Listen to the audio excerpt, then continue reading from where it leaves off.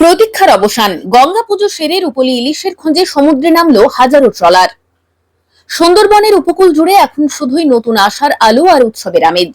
দীর্ঘ 2 মাসের আইনি নিষেধাজ্ঞা কাটিয়ে অবশেষে সোমবার সকাল থেকেই গভীর সমুদ্রের উদ্দেশ্যে রওনা দিল দক্ষিণ 24 পরগনার কয়েক হাজার মাছ ধরার ট্রলার।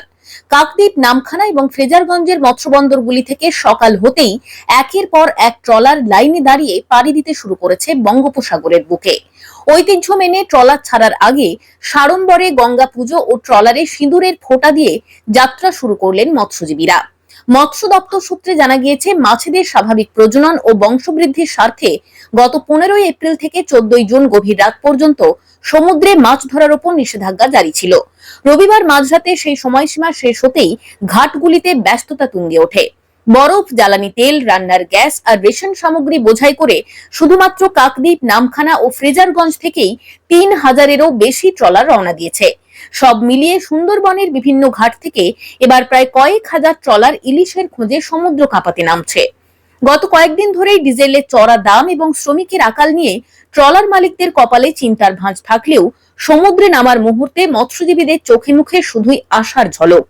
ট্রলারের মাঝিরা জানাচ্ছেন, আবহাওয়া অনুকূল থাকলে এবং সমুদ্রে ঠিকঠাক ইলিশের ঝাঁকের দেখা মিললে আগামী 8 থেকে 10 দিনের মধ্যেই ট্রলারগুলি মাছ নিয়ে আবার উপকূলে ফিরবে। সব ঠিকঠাক থাকলে জুন মাসের শেষ সপ্তাহে শুরু থেকেই বাঙালির পাতে এবং রাজ্যে ছোট বড় বাজারগুলোতে দেখা মিলবে সমুদ্রের টাটকা রূপলী ইলিশের। নামখানা থেকে সন্দীপ দাসের রিপোর্ট, দ্য নিউজ এক্সপ্রেস।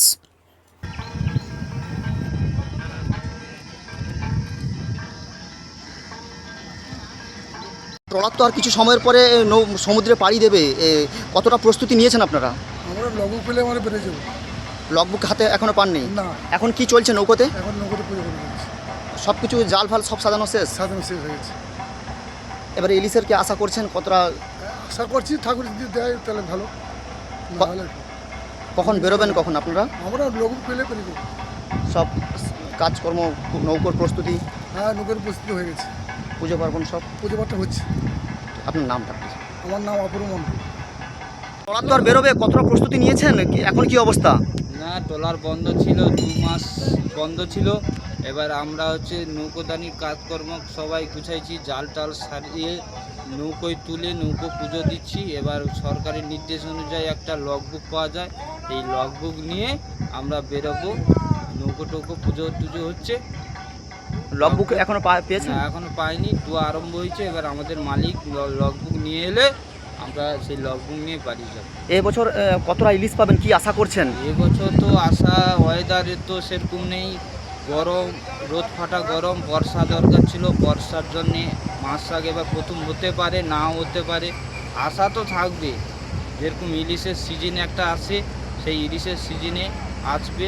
আবার এই যে কিছু লগবুক দিয়ে দিয়েছে, বাড়ি যাচ্ছে পার্টি। আমরা পুজো হচ্ছে বলে আমরা একটু লেট হবে বাড়াতে। আজকে থেকে যে ঘর সংসার বলতে তো এই ট্রলার, কি বলবেন? আমাদের সংসার মনে ট্রলার, এর উপরে খাওয়া দাওয়া, এর উপরে সব কিছু, এর উপরে সমস্ত জিনিস এই ফিশিংয়ের উপরে। আমরা যদি বাড়াই, দুটো ঘরে ভাত খাবে, না হলে না খাবে। আমাদের আশায় তারা বসে থাকে। আপনার নামটা বলুন। আমার নাম নবীন খাটুয়া। আপনি কোন জায়গা থেকে বেরোবেন, মানে কোন মৎস্যবন্দর থেকে? আমাদের এই হাতে নেয় আর হাতে ইউটার কিক, ফ্রেজারগঞ্জ কিক, ফ্রেজারগঞ্জ থেকে খাল। আপনার নামটা আরেকবার বলুন। নবীন খাটুয়া।